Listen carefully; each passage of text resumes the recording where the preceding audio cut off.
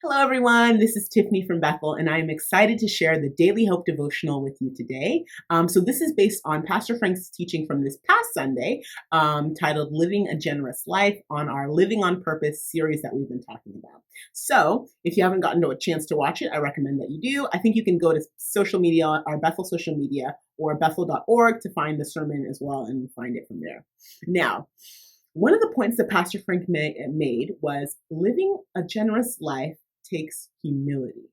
And he also said humility isn't thinking less of yourself, but thinking of yourself less. So I love that because it's not inward focus, it's outward focus. It's not just focused on my needs, but it's focused on the needs of other people, those around me in my community as well, and those that I can serve.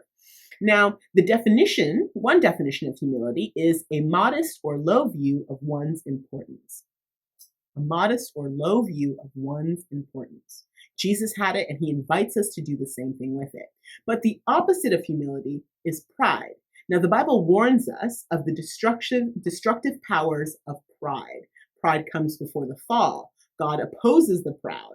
Pride comes with disgrace. I mean, there are so many verses and so many stories and examples of what happens when we have pride rather than humility. Now, one example and story I'd like to share with you is the story of the famous strongman, famous motivational speaker, John Pritikin. Now, he shares this story, and I thought it was pretty poignant. So, he focuses his ministry on feats of strength. So he'll take bars and he'll bend them. He'll take phone books and rip them. He'll chop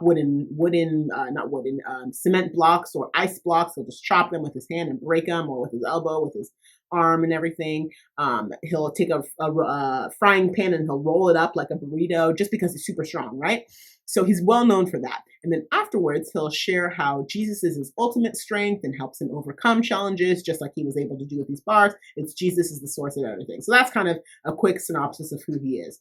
Well, one day, John was walking in the grocery store and he noticed that people were looking at him. They were like, oh. And mind you, this is like at the height of his ministry. He's traveling the world doing these types of things. He's breaking world records, doing this type of thing. So he's well known at this point. And people are looking at him and pointing, and some people are saying things. And he's like, that's kind of interesting. Okay. And he walked from aisle to aisle, just kind of walking around, getting what he needed. And people were still pointing and talking and saying things. And finally, he gets to the cashier, and the cashier's just looking at him, just mesmerized, looking at him. And he's like, you know what, I should say something. And so while she's checking him out, not even looking at the items she's checking out, she's just looking at him. He says, you know what, I get it. I just want to say, I know you probably recognize me from my ministry and the things that I do. And I just want to ask, do you want an autograph? Is that I can do that for you if you'd like. And she said, I don't know who you are, but you left your face mask on. Imagine being humbled in that way, going about your whole day with a face mask, not the mask that we wear right now, but the face mask, the actual face mask still on your face. That's why people were pointing, not because they wanted an autograph, but because they're like, oh, I can't believe this guy walked out of the door, walked out of his house, drove around and did all those things, came to the grocery store with a face mask still on his face. So he talks about being humbled in that moment. He's like, oh, I shouldn't think so highly of myself. I shouldn't be so proud.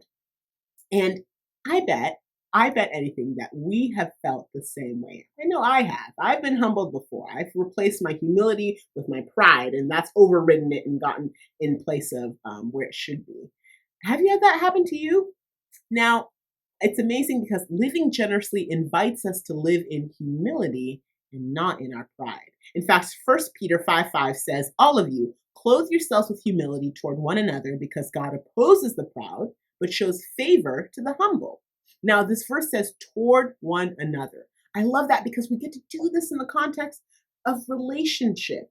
Of course, we do it with God, right? We humble ourselves before the Lord as well, but we also get to humble ourselves and serve one another, the people that are in our community, the people within our direct sphere of influence, the people that we come into contact with. We also get to serve them in humility. We get to clothe ourselves in humility. And I love that it says, hey, you clothe yourself. Not that the Lord won't help us, but that we have the power to say, all right, I'm going to choose humility today. I'm going to choose humility in the way I talk to and interact with other people. And we can do that. That's something that God invites us to do. Now, to serve others, to live generously, we must adopt a lower position and care about the interests of other people, not just ourselves. In fact, Pastor Frank said it in his message. He said, "You know what? Humility, living a generous life isn't living a generous life in humility does not mean that my needs are completely out the window. I don't care about my needs anymore. No, it also means that I don't care only about my needs.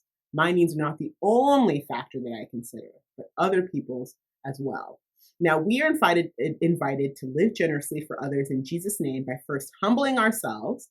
And when we take the low position, God grants us favor and we can serve other people well. So I invite you to do that this week. Find ways that you can humbly serve other people. That's something that's available to all of us to do. Now, thank you for listening. I hope you have a great rest of the day and be blessed this week.